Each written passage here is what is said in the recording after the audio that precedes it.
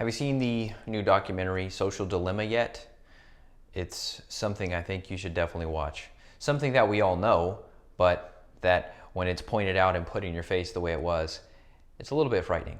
Hey, I'm Evan Brand, certified functional medicine practitioner. Let's talk about the social dilemma. This is a documentary that recently came out about social media, and it shows sort of the orchestration behind the scenes of how the social media giants, they track everything in regards to how many seconds you're looking at a picture, and if you're not clicking into the app, they're going to send you a particular notification, and how it really warps the minds, especially of those that are younger.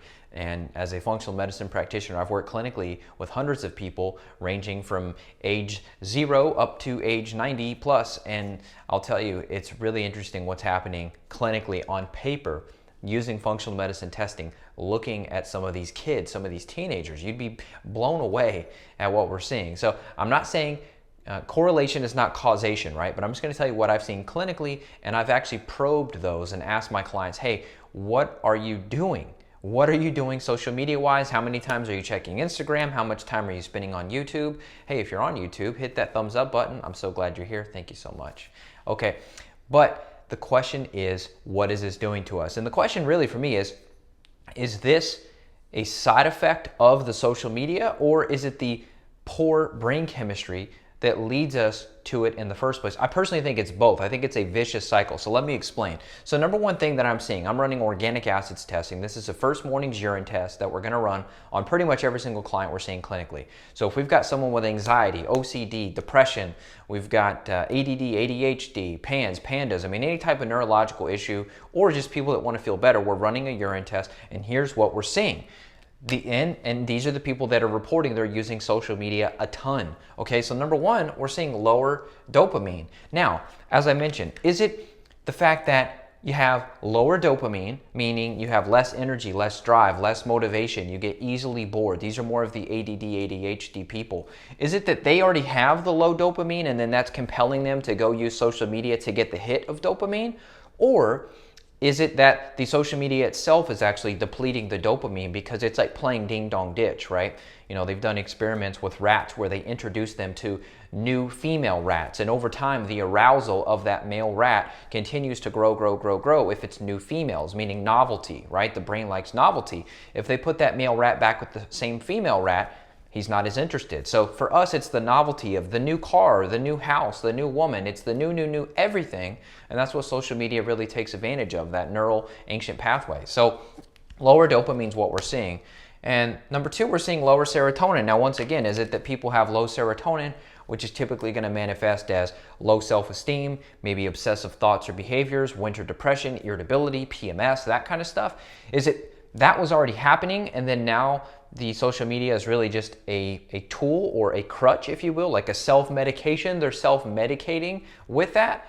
I don't know. I'm just pointing these things out, and I'm seeing the connections because I'm finding that adults 30, 40, 50 who didn't really grow up on social media, they're not having the same issues with brain chemistry as frequently. But when we're looking at all 16 to 22-year-olds, we're seeing every single one of them are depleted in both of these, serotonin and dopamine, which is creating a really depressed, apathetic society, which is really sad to see.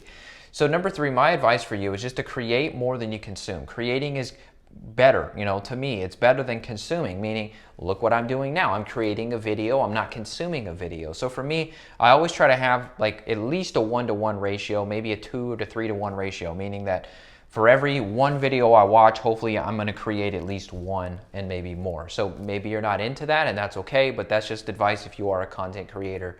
Create, then consume. Number four, just delete the frickin' apps. Just get them off your phone. That's what I had to do. I mean, I would get sucked into Instagram, so I just had to delete the app, and now I have my staff upload my videos. I don't know if I would say I was addicted. I could go without it, but if I had free time, I would just think, might as well check it. And there's nothing ever there. See, that's the thing the social dilemma points out is you're going there and it's like you're gambling. They even show this kind of an image where it looks like the wheels are spinning and then boom, cha-ching, jackpot. I saw this and that was novel. Boom, I got the hit of dopamine, or boom, I looked and there was nothing there. And so for me, I would look and there's nothing there and I just felt bad about it. I'm like, this is stupid. Look, I just lost 5-10 minutes of my time. Some kids that I'm discussing are reporting hours and hours and hours on this stuff per day. They're using those apps where you can track your usage. I know Android, Google, and iPhone, Apple, they have those built in now where you can check your usage, and it's pretty disturbing. So maybe you just have to delete the app and make it to where you've got to go on the internet browser to actually look at these things. That makes it a little bit harder. So where you have to go on your computer, go Instagram.com to look, as opposed to just being able to bump and pull up the app. And then number 5, you really got to be ruthless. So, I don't know if this is going to be you deleting the apps completely, you unsubscribing, you turning off notifications. I think everyone should have notifications off. They're a disaster in terms of productivity. No notifications for me. I don't use them at all. And this ties into my health anxiety video as well. I think like we talked about Roman Atwood, he's got millions of subscribers, millions of views, super famous on YouTube. The guy, he's got to be anxious with all the thousands, hundreds of thousands of comments and potential notifications that he's getting. Hopefully he's learned to just turn all that crap off. It's just not beneficial for your mental health either. So be ruthless. Get rid of friends on the internet world if you don't need to see them. Think of my grandparents, for example. They grew up without the internet. They grew up in a time where the only way that someone would know that you had children was you were out at the grocery store together and they saw your children. Now everyone knows everything about everybody. You go out in public and you're like, oh, hi friend.